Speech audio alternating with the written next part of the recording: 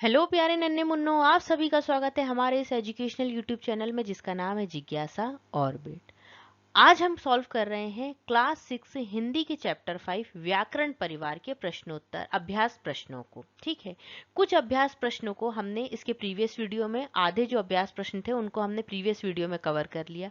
उसके previous video में हमने क्या बात करी थी, पूरे पार्ट को, व्याकरण परिवार में कौन कौन से सदस्य आते हैं, ठीक है, उनके बारे में बहुत विस्तार से चर्चा करी थी और उनके क्या काम होते हैं। इसी प्रकार से हमने पार्ट 1 से लेकर पार्ट 4 तक को भी कवर किया है। तो अगर आपने वो वीडियो नहीं देखे हैं तो पहले जाकर उन वीडियो को जरूर देखें, जिससे आपकी पढ़ाई एक सीक्वेंशियल वे में चलती रहे, और वीडियो को ज्यादा से ज्यादा शेयर करें जिससे और लोगों को भी वीडियो का फायदा मिल सके। तो अब हम स्टार्ट करते हैं हमारा जो चैप्टर 5 है व्याकरण परिवार, उसके बचे हुए अभ्यास प्रश्नों को। तो हम बात करते हैं भाषा की बात। निम्नलिखित मुहावरों का वाक्यों में प्रयोग कीजिए। कुछ मुहावरे दिए हुए हैं, उसका हमें क्या करना है, वाक्यों में प्रयोग करना है। पहला मुहावरा दिया हुआ है सन्नाटा पसरना। ठीक है, गप्पे लड़ाना, आदत में शुमार होना और हाथ बटाना। तो पहले हम क्या करते हैं, इनका अर्थ समझ लेते हैं। देखिए, जब एकदम कोई हमें नहीं दिखाता है, एकदम सुनसान जगह हो जाती है, तो उसे हम क्या कहते हैं, एकदम सन्नाटा पसर गया है। ऐसा कहते हैं ना कि एकदम कुछ भी नहीं दिख रहा है, एक ठीक है। गप्पे लड़ाना मतलब जब हम ऐसे फालतू की बातें करते रहते हैं ना, तो उसे क्या कहते हैं, गप्पे लड़ाना। आदत में शुमार होना मतलब हम, जैसे कि अगर मान लीजिए कि बात बात में अगर जैसे कोई व्यक्ति झूठ बोल रहा है, तो उसका हम क्या कहेंगे, अरे ये तो इस झूठ बोलना है तो इसकी आदत में शुमार है ना। हाथ बटाना, यदि मान लीजिए अगर घर में आपकी मम्मी काम कर रही है और आपने थोड़ी सी हेल्प कर दी, तो मम्मी तो बड़ी खुश हो जाएगी, मेरे बेटे ने मेरा हाथ बटा लिया या मेरी बेटी ने मेरा हाथ बटा लिया। तो आई होप आपको इसकी मीनिंग समझ में आई होगी। अब हम देखते हैं इनका हम वाक्यों में प्रयोग कैसे कर सकते हैं। सन्नाटा पसरना, ठीक है, को लॉकडाउन के समय, ठीक है, लॉकडाउन लगा था, आप सभी जानते ही होंगे। ठीक है, लॉकडाउन बहुत ही खतरनाक वर्ड है ये। लॉकडाउन के समय सभी जगह क्या हो गया था, सन्नाटा पसर गया था। ठीक है, ऐसा लग रहा था कि सन्नाटा पसर गया है, सन्नाटा पसर गया था। ठीक है, कोई भी सेंटेंस आप अपने मन से बना सकते हैं। अगर कुछ अलग से बनाते हैं तो कमेंट बॉक्स में लिखकर बताइएगा। गप्पे लड़ाना का हम क्या लिख सकते हैं कि कक्षा में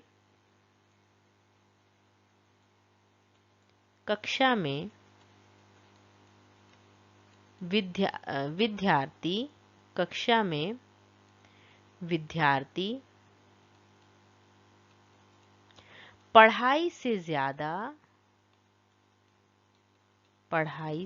ज्यादा किस पर ध्यान देते हैं, गप्पे लड़ाने में, गप्पे लड़ाने में ध्यान देते हैं। ठीक है, जो कि बहुत ही गलत बात है। नेक्स्ट हम मुहावरा देखते हैं, आदत में शुमार होना। तो इस पर हम क्या मुहावरा बना सकते हैं, इस पर हम क्या वाक्य बना सकते हैं, बात बात में झूठ बोलना, बात बात में मतलब हर बात पे, बात बात में मतलब हर बात में झूठ बोलना क्या है, तुम्हारी आदत में शुमार है, तुम्हारी आदत में शुमार है। अब देखिए, एक बात ध्यान रखिएगा कि जब भी हम किसी भी शब्द का या फिर किसी भी अगर मुहावरे का उसका क्या बना रहे हैं, वाक्य बना रहे हैं, तो उसको हम क्या लिखेंगे, उसको हम अंडरलाइन करेंगे, आदत में शुमार होना। ठीक है, ये तुम्हारी नहीं, यहाँ पे क्या आएगा, यहाँ पे हम अंडरलाइन करना है, तुम्हारी यहाँ से अंडरलाइन करना। ठीक है, आदत में शुमार होना, हाथ बटाना। अब हम इसमें क्या लिख सकते हैं, राम ने, कुछ भी सेंटेंस बना सकते हैं सीधा सा, राम ने माँ का घर के काम में हाथ बटाया,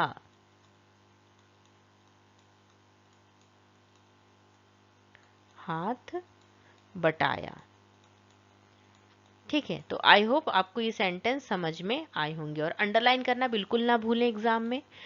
तो अगर आपने कोई और सेंटेंस बनाए हैं तो कमेंट बॉक्स में लिखकर जरूर बताइएगा, और नहीं बताए हैं तो इन्हें अपनी कॉपी में छाप लीजिएगा।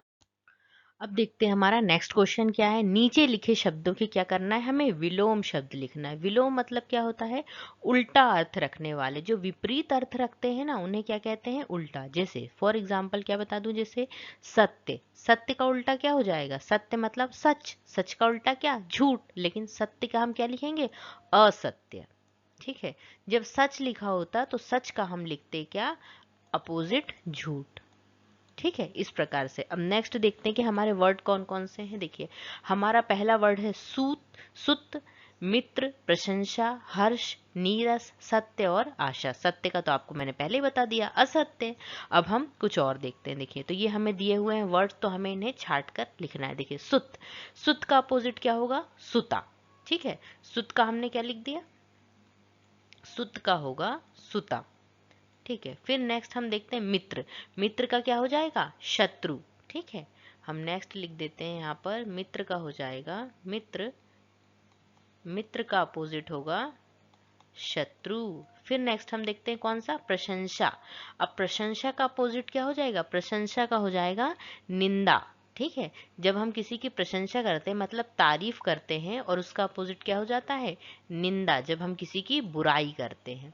फिर हम देखते हैं क्या, हर्ष, हर्ष मतलब होता है खुशी, खुशी का अपोजिट क्या हो जाएगा, दुख। तो मतलब दुख को हम क्या कहते हैं, विषाद। ठीक है, तो जो हम हमारा क्या शब्द है, हर्ष। हर्ष की जगह में हम यहाँ क्या लिखेंगे, हर्ष। हर्ष का अपोजिट क्या हो जाएगा, हर्ष का अपोजिट हो जाएगा क्या, विषाद। फिर नेक्स्ट हम देखते हैं क्या, नीरस, नीरस का अपोजिट क्या हो जाएगा, सरस। ठीक है, नीरस का हो जाएगा सरस। फिर हमारा क्या बचा, सत्य, सत्य का मैंने ये बता दिया, असत्य। और आशा, आशा का क्या हो जाएगा हमारा, निराशा। और ये सत्य का असत्य, सभी हमारे कंप्लीट हो गए हैं। आई होप आपको ये अपोजिट वर्ड समझ में आए होंगे। अब हमें देखिए क्या नेक्स्ट क्वेश्चन है हमारा। नेक्स्ट क्वेश्चन हमारा ये है कि हमें पर्यायवाची लिखने हैं। पर्यायवाची मतलब जो समान अर्थ रखते हैं। ठीक है, इसी के जैसे लगते हैं। जैसे हमारा पहला वर्ड शब्द क्या है, घर। ठीक है, तो घर के पर्यायवाची हम क्या लिख सकते हैं, गृह। ठीक है, और क्या लिख सकते हैं, सदन। और क्या लिख सकते हैं, और एक और लिख सकते हैं, भवन। ठीक है, इसके अलावा अगर कोई और आपको मिलता है तो उसे आप जरूर बताइएगा कमेंट बॉक्स में। ठीक है, पुत्र, पुत्र का अपोजिट क्या हो जाएगा, पुत्र का अपोजिट हो जाएगा क्या, सुता। ठीक है, यहाँ पे सुत आएगा। ठीक है, सुत, बेटा, ओ सॉरी, पुत्री है यहाँ पर, है ना, पुत्री है, तो पुत्री के लिए हम क्या यूज करेंगे, सुता, बेटी और तन्या। बेटा का भी देखिए, पुत्र का भी इसी प्रकार होगा, हम एक एक्स्ट्रा में भी लिख सकते हैं पुत्र। पुत्र का क्या हो जाएगा, पुत्र का हो जाएगा सुता की जगह हम कर देंगे सुत, बेटी की जगह बेटा, और तन्या की जगह क्या कर देंगे, तनय। ठीक है, तो ये बेटा और बेटी का साथ में हो गया। अब देखते हैं हमारा क्या है, अच्छा पुत्र पुत्री दोनों ही हैं। ठीक है, हो गया। फिर उसके बाद हम नेक्स्ट देखते हैं क्या, हाथ। जो हमारे ये दोनों हाथ होते हैं ना, इन हाथ के पर्यायवाची क्या क्या हो सकते हैं, कर। ठीक है, कर को भी हम हाथ कहते हैं। हस्त और बाहु, जो हमारे बाहु हैं उन्हें भी हम क्या कहते हैं, हाथ ही कहते हैं। बाहु का मतलब भी हाथ ही होता है। नेक्स्ट हम देखते हैं मित्र। मित्र के तो बहुत सारे होते हैं, सखा, दोस्त, साथी, है ना। तो इसमें हम क्या लिखेंगे, सखा, साथी, दोस्त। ठीक है, यार, ये भी वो लिख सकते हैं, लेकिन सखा, साथी और दोस्त ये ठीक हो गए, तीन हो गए। ठीक है, ये हो गए हमारे पर्यायवाची शब्द। इस चैप्टर में एक्सरसाइज में कुछ ज़्यादा ही क्वेश्चन हैं, तो हमें धीरे धीरे करके एक एक करके सॉल्व करना है, तो हम पूरे कर ही लेंगे। निम्नलिखित कथन किसके हैं, उनके विषय में एक एक वाक्य हमें लिखना है। तो पहला कथन क्या है हमारा, मैं सर्वनाम की बड़ी बहन हूँ। सर्वनाम की बड़ी बहन कौन थी, सर्वनाम की बड़ी बहन थी कौन, विशेषण। ठीक है, सर्वनाम की बड़ी बहन का नाम क्या था, विशेषण। तो इसका आंसर हम देखते हैं, इसका आंसर हम कैसे लिखेंगे, सर्वनाम की बड़ी बहन कौन है, विशेषण। और ये विशेषण क्या कहती है? यह कथन विशेषण का है। ठीक है, ये कथन कौन कहती है? क्योंकि विशेषण ही बहन है तो वही कहेगी ना कि मैं सर्वनाम की बड़ी बहन हूँ। विशेषण का काम क्या है? किसी संज्ञा या सर्वनाम की विशेषता या उसके गुण को बताना। मतलब देखिए, पहले हमें ये पता होना चाहिए कि मैं सर्वनाम की बड़ी बहन हूँ। तो इसके लिए हमें क्या, अब आपको ये समझ में नहीं आ रहा होगा कि ये लाइन आई कहाँ से।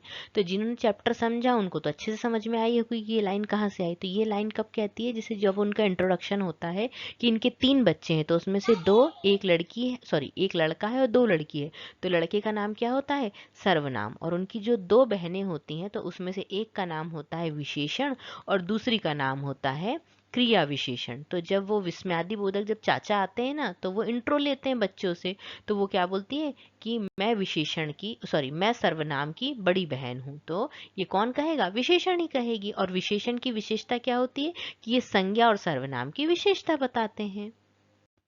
अब नेक्स्ट क्या है हमारा? नेक्स्ट कथन क्या है और किसने कहा है देखते हैं। मैं अपनी माँ को बहुत चाहती हूँ। किसने कहा था कि मैं अपनी माँ को बहुत चाहती हूँ?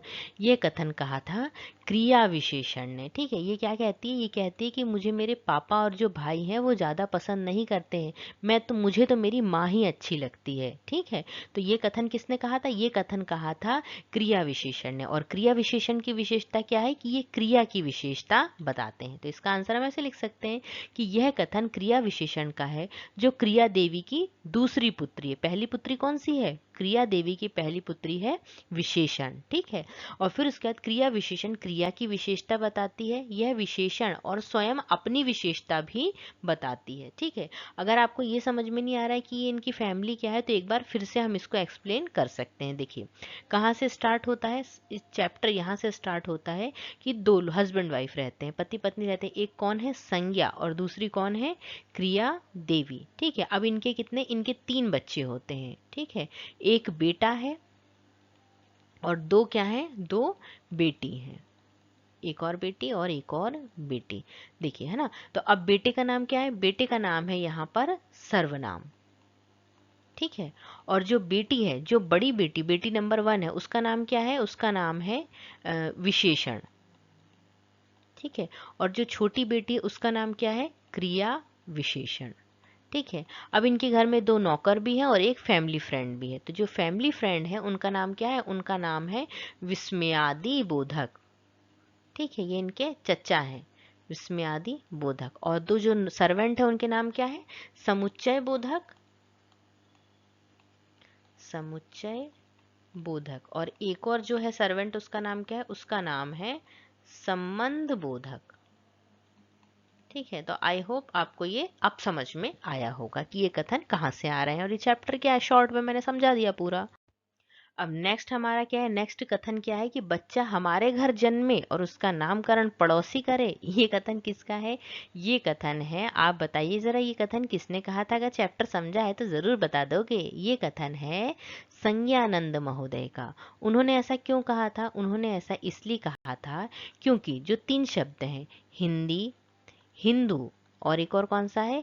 हिंदुस्तान, हिंदू और हिंदुस्तान, सारे जहां से अच्छा हिंदुस्तान हमारा, ये सभी जो नाम हैं ये हमारी भाषा संस्कृत से नहीं आए हैं।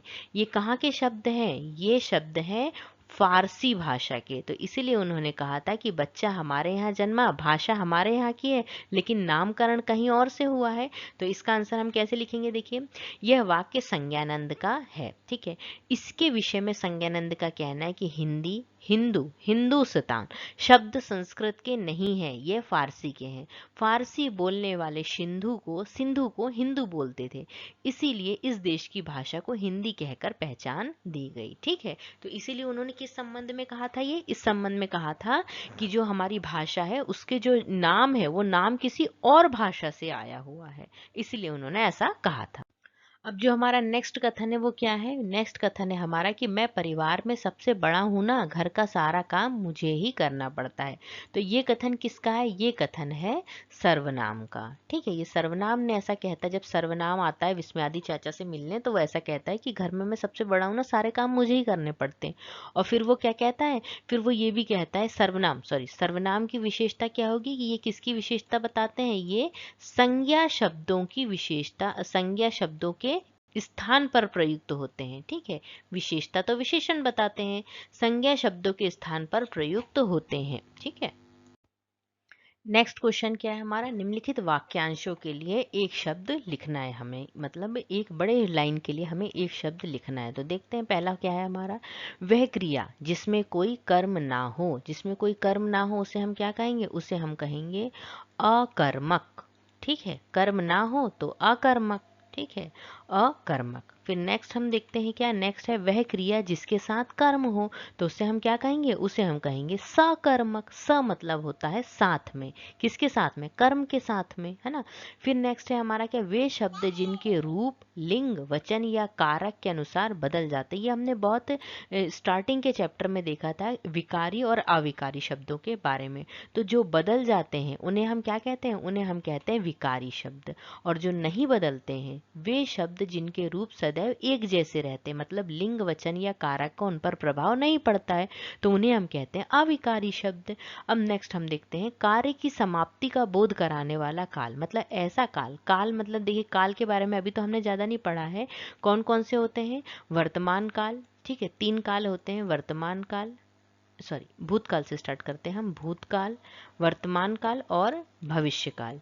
ठीक है, इनको ऐसा लाइन में लिखने का कारण क्या है, इनको ऐसा सीक्वेंस का कारण ये है कि भूतकाल मतलब वह समय जो बीत गया, भूत बन गया। ठीक है, और वह समय वर्तमान समय जो आने वाला है, और भविष्य काल, भविष्य काल का मतलब ये होता है कि वह समय जो आने वाला, और वर्तमान काल का मतलब होता है वह समय जो अभी चल रहा है, आज अभी की बात हो रही है। ठीक है, अभी मैं ये वीडियो बना रही हूँ, ये मेरा वर्तमान समय है।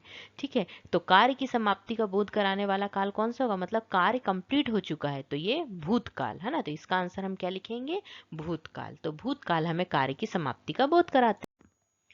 हम देखिए हमारे एक्सरसाइज क्वेश्चंस तो हमने सभी सॉल्व कर दिए हैं। अब एक पैराग्राफ और हमें दिया हुआ, उसमें क्या लिखा हुआ है, ध्यान दीजिए।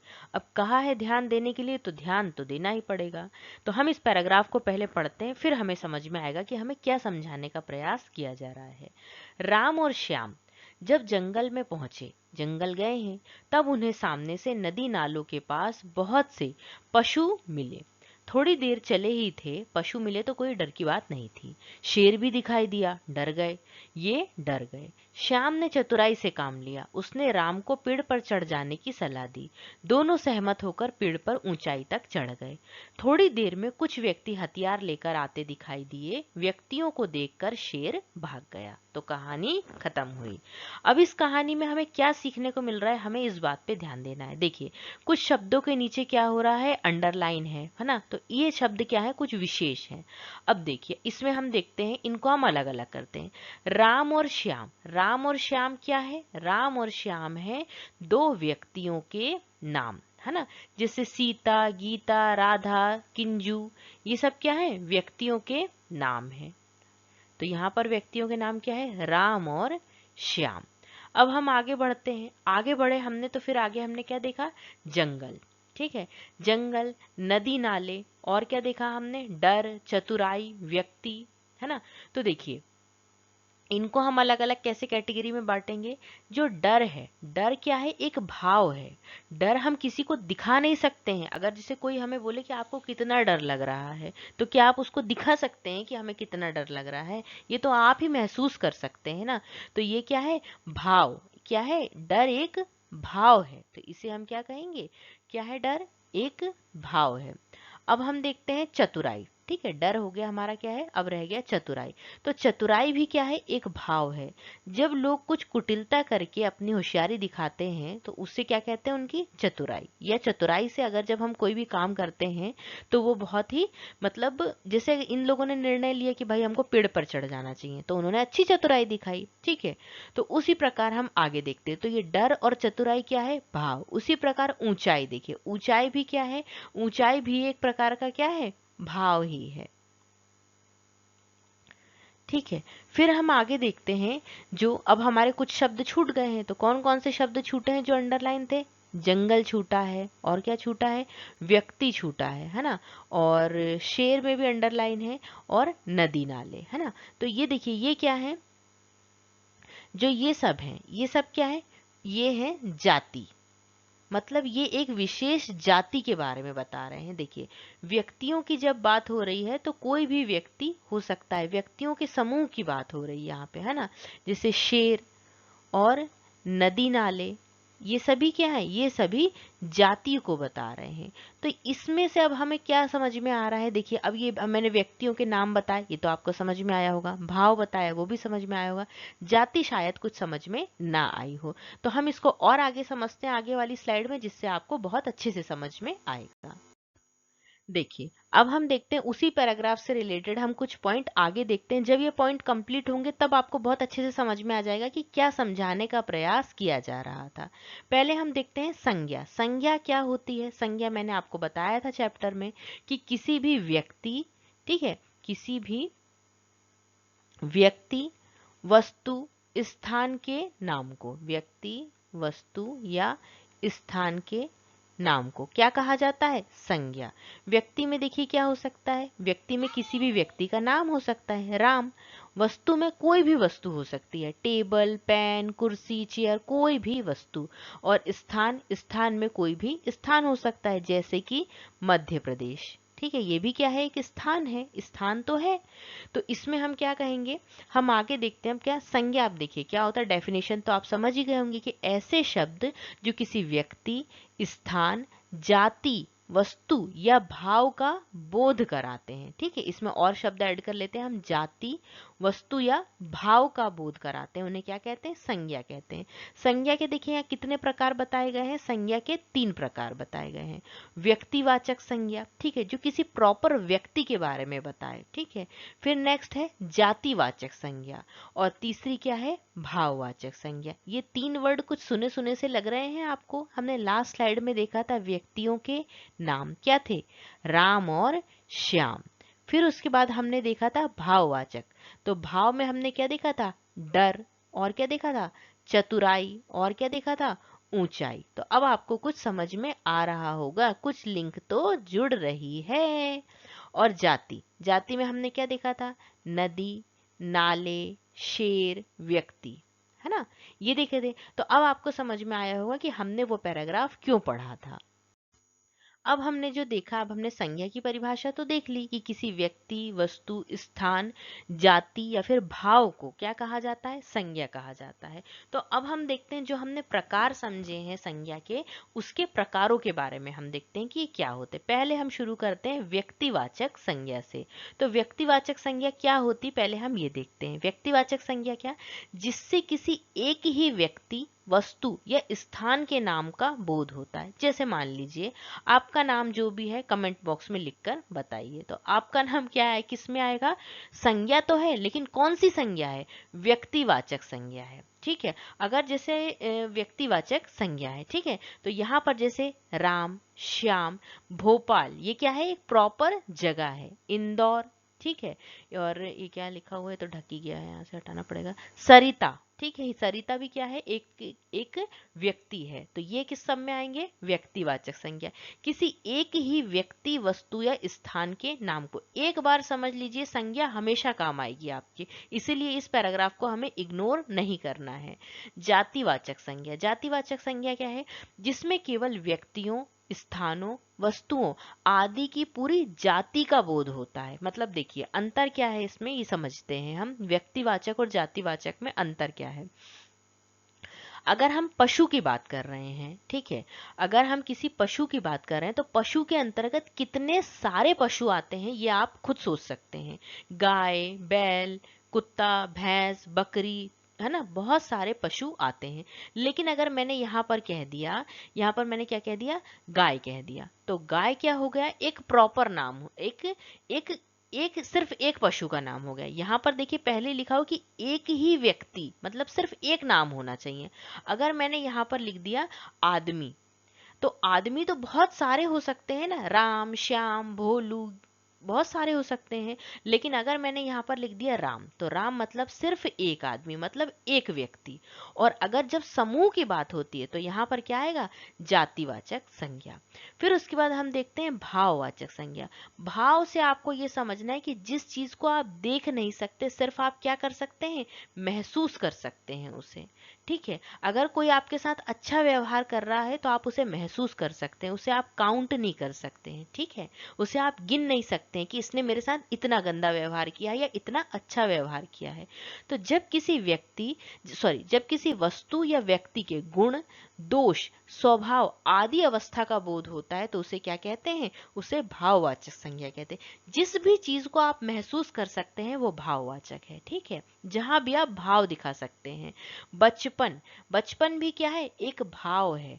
बुढ़ापा, बुढ़ापा भी एक भाव है। शत्रुता, जब हम किसी से शत्रुता करते हैं तो हम ये थोड़ी बता सकते कि हम तुमसे इतनी शत्रुता करते हैं, बताओ जरा आज कितने पॉइंट तुम हमसे शत्रुता करते हो, नहीं बता सकते ना। क्यों नहीं बता सकते, क्योंकि ये एक भाव है, ठीक है। तो आई होप आपको ये समझ में आया होगा। व्यक्तिवाचक में हमें क्या याद रखना है, एक ही व्यक्ति। जातिवाचक में क्या होगा, पूरे समूह की बात होगी। जैसे शेर, देखिए शेर क्या है, पूरे एक, जितने भी प्रकार के शेर होते हैं, शेर भी अलग अलग प्रकार के होते हैं, तो ये पूरी जो जाति है उनको रिप्रेजेंट कर रहा है ये। तो आई होप आपको ये समझ में आया होगा। अब अगर समझ में आया है तो कुछ क्वेश्चन भी कर लेते हैं, है ना। अभी समझ में आ जाएगा कि कुछ समझ में आया भी है कि नहीं आया है। निम्नलिखित वाक्यों में से संज्ञा और उसके भेदों के नाम छांटकर लिखना है। हमें बताना है कि जो सेंटेंस दिया हुआ है, जो वाक्य दिया हुआ है, उसमें कौन सी संज्ञा है। तो स्टार्ट करते हैं, चलिए। आप वीडियो को पॉज करके कमेंट बॉक्स में जरूर लिखिएगा अगर आपको समझ में आया है तो। पहला वाक्य हमारा क्या है, पहला वाक्य है ये, सभी प्राणियों में वाणी का वरदान मात्र मानव को मिला है। तो पहले तो हम ये देखते हैं कि इसमें संज्ञा कौन कौन सी है। देखिए, प्राणी, प्राणी क्या है, संज्ञा है। संज्ञा हम कैसे पहचानेंगे, बस हमें ये याद रखना है, किसी व्यक्ति, वस्तु, स्थान, जाति या फिर कोई भाव होना चाहिए। तो अगर ये पॉइंट में से कोई भी एक चीज आ रही है तो मतलब वो क्या है, संज्ञा है। वाणी, वाणी भी क्या है, संज्ञा है। फिर उसके बाद हम नेक्स्ट देखते हैं वरदान, वरदान भी एक संज्ञा है। और एक नेक्स्ट हम देखते हैं मानव, ठीक है। ये सभी हमको क्या मिल गई, चार संज्ञा मिल गई। अब हमें देखना है कि इनमें कौन कौन सी संज्ञा है। देखिए मानव, जो मानव है, मानव में कोई भी मानव आ सकता है, ठीक है, मैं, तुम, हम, कोई भी आ सकता है। तो ये क्या कर रहा है, बहुत सारे लोगों को, समूह को बता रहा है। तो यहाँ पर कौन सी संज्ञा आएगी, यहाँ पर आएगी जातिवाचक संज्ञा, ठीक है। फिर उसके बाद वरदान, तो चलो किसी ने, आपने आपने अपनी मम्मी के पैर छुए तो मम्मी ने आपको क्या दिया, आशीर्वाद दिया, जिसे क्या कहा जाता है, वरदान भी कहा जाता है। तो क्या आप मम्मी से पूछ सकते हैं कि मम्मी जरा बताओ आपने मुझे कितना वरदान दिया है ना। तो मम्मी तो ऐसा कह देगी, मेरे लाल मैंने तुझे बहुत सारा वरदान दिया है। लेकिन माँ तो कह दे रही है कि बहुत सारा दिया है, लेकिन क्या हम उसे नाप सकते हैं कि माँ ने कितना वरदान दिया है। तो ये क्या है, एक भाव है, ठीक है। तो इसे हम क्या कहेंगे, भाववाचक संज्ञा, ठीक है, जिसे हम महसूस कर सकते हैं। प्राणी और क्या है, वाणी। तो वाणी और प्राणी में हमें कौन सी, ये दोनों में देखिए कौन सी संज्ञा देखने को मिल रही है, जातिवाचक संज्ञा हमें देखने को मिल रही है, ठीक है। प्राणियों में प्राणी भी बहुत सारे हो सकते हैं, ठीक है। तो उसी प्रकार ये क्या है, सभी जातिवाचक संज्ञा। तो पहले तो हमें क्या आना चाहिए, संज्ञा को ढूंढते आना चाहिए। और संज्ञा जब हम ढूंढ लेंगे तो उसके बाद हमें ये पता होना चाहिए कि उसमें कौन सी संज्ञा। देखिए तीन ही संज्ञा हमने पढ़े हैं, व्यक्ति, जाति और भाव। तो भाव में तो आपको ये महसूस होता होगा ना कि अच्छा, बुरा, ऊंचा, नीचा, ये सब क्या है, भाव है, ठीक है। उसके बाद जाति की जब बात हो रही तो समूह की बात होगी, और जब व्यक्ति की बात होगी तो प्रॉपर एक व्यक्ति की बात होगी। नेक्स्ट हम देखते हैं, नेक्स्ट हमारा क्या है, नेक्स्ट हमारा है, मानव अपने सत्कर्मों से स्वर्ग को भी पृथ्वी पर उतार सकता है। तो इसमें देखिए कौन कौन से हमें संज्ञा देखने को मिल रही है, इसमें हम देखते हैं। इसमें हमें संज्ञा देखने को मिल रही है, पहली तो हमने देख लिया मानव, मानव में देखिए कौन सी थी, जातिवाचक। फिर उसके बाद क्या है, सत्कर्म, सत्कर्म में, और उसके बाद क्या है संज्ञा कौन सी, स्वर्ग। स्वर्ग के बाद और हम कौन सी देख सकते हैं, पृथ्वी। अब देखिए मानव में हमने कौन सी संज्ञा देखी थी, जातिवाचक। सत्कर्म, सत्कर्म में कौन सी संज्ञा आएगी? अब देखिए, काम अच्छे भी होते हैं और बुरे भी होते हैं। अगर आपसे कोई कहे कि आपने कितने अच्छे काम किए हैं, तो आप अगर कुछ किए हो तो गिन सकते हैं, लेकिन अगर बहुत ज्यादा किए हैं तो नहीं गिन सकते। ये भी क्या है? एक भाव है। स्वर्ग और पृथ्वी, ये भी किस में आ जाएंगे? ये भी आ जाएंगे जातिवाचक संज्ञा में। ठीक है, अभी तक कोई व्यक्तिवाचक संज्ञा का नहीं उदाहरण आया है, तो स्वर्ग और पृथ्वी क्या होंगे? जातिवाचक संज्ञा होंगे। अब नेक्स्ट हम देखते हैं अगला वाक्य हमारा क्या दिया हुआ है। अगला वाक्य है हमारा, सबके साथ प्रेम का व्यवहार करो। तो हमें पहले क्या छांटनी है? संज्ञा। पहला काम ये। तो देखिए क्या हमें दिख रहा है, सबके साथ प्रेम का व्यवहार करो। ठीक है, तो ये हमें दो संज्ञा मिल गई। तो देखिए, प्रेम भी क्या है? एक भाव है, और व्यवहार भी क्या है? एक प्रकार का भाव है। तो दोनों में कौन सी संज्ञा है? भाववाचक संज्ञा है। ना प्रेम को नाप सकते हैं, ना किसी व्यवहार को नाप सकते हैं हम। नेक्स्ट हम देखते हैं, गोपाल कृष्ण गोखले बचपन से तेज बुद्धि के थे। तो देखिए, पहली संज्ञा तो हमें मिल गई गोपाल कृष्ण गोखले। क्या है ये? किसी व्यक्ति का नाम। बचपन और बुद्धि, अब देखिए गोपाल कृष्ण गोखले क्या हो गया? किसी व्यक्ति का नाम। तो इसमें कौन सी संज्ञा है? व्यक्तिवाचक संज्ञा। बचपन, बचपन क्या है? एक भाव है। और बुद्धि, बुद्धि भी क्या है? एक प्रकार का भाव ही है ना? तो इसमें हम दोनों में क्या आएंगी? भाववाचक संज्ञा आएगी। फिर नेक्स्ट हम देखते हैं, सबके जीवन में बुढ़ापा आता है। स्वाभाविक सी बात है, आएगा ही। जीवन और बुढ़ापा दोनों ही कैसी संज्ञा है? भाववाचक संज्ञा है। ठीक है, जीवन भी भाववाचक संज्ञा है और बुढ़ापा भी भाववाचक संज्ञा है। अगला वाक्य क्या है हमारा? अगला वाक्य है, गंगा हिमालय से निकलती है। चलो जरा जल्दी जल्दी से ढूंढ के बताओ कि कौन सी संज्ञा है और कौन सा संज्ञा का प्रकार है। गंगा हिमालय से निकलती है, तो गंगा, ठीक है, नाम हो गया, और हिमालय, ठीक है, गंगा एक नदी का नाम है और हिमालय एक पर्वत का नाम है। तो दोनों ही कैसी संज्ञा हो गई? दोनों ही हो गई व्यक्तिवाचक संज्ञा। ठीक है, अगर गंगा की जगह यहाँ नदी लिखा होता तो नदी किस में आती? नदी आती नदी आती, तो नदी किस में आती? नदी आती जातिवाचक संज्ञा में। ठीक है, नेक्स्ट हम देखते हैं, लड़के खेल रहे हैं। लड़के, है ना? तो लड़के क्या है? अब लड़के बहुत सारे हो सकते हैं, कोई भी लड़का हो सकता है ना? तो यहाँ पर क्या है? जातिवाचक संज्ञा। अगर लेकिन लड़कों की जगह क्या आता? राम आता। राम खेल रहा है, तो राम क्या होता है यहाँ पर? राम होता है यहाँ पर व्यक्तिवाचक संज्ञा। ये अलग से एग्जाम्पल के थ्रू भी आपको समझाया जा रहा है। ठीक है, फिर नेक्स्ट हम देखते हैं, हमारा लास्ट सेंटेंस क्या है? वह पुस्तक पुरानी है। ठीक है, तो पुस्तक क्या हो गई? ये एक कोई भी पुस्तक हो सकती है, देखिए, है ना? हम पुस्तक को कैसे पहचाना? क्योंकि पुस्तक क्या है? वस्तु है ना? तो पुस्तक कैसी है? कोई भी, history, geography, science, maths, reasoning, किसी की भी हो सकती है, संस्कृत की हो सकती है। तो ये क्या हो गई? एक जातिवाचक संज्ञा हो गई। ये बहुत ही इंपॉर्टेंट एक्सरसाइज थी। आई होप आपको समझ में आई होगी। अगर कोई भी प्रॉब्लम हो तो आप कमेंट बॉक्स में कमेंट करके बता सकते हैं, और वीडियो कैसा लगा इसके बारे में भी जरूर बताइएगा। आई होप आपको सारे एक्सरसाइज क्वेश्चन बहुत अच्छे से समझ में आए होंगे। पार्ट का जो जो हमने पार्ट को समझा है वो भी समझ में आया होगा, अगर आपने वो वीडियो देखा होगा तो। और अगर आपको कोई भी प्रॉब्लम है तो आप कमेंट बॉक्स में लिखकर ज़रूर बताइएगा। वीडियो पसंद आया हो तो वीडियो को लाइक करेगा, शेयर कीजिएगा, चैनल को सब्सक्राइब कीजिएगा। Thank you. हंसते रहे, मुस्कुराते रहे। जय हिंद, जय भारत।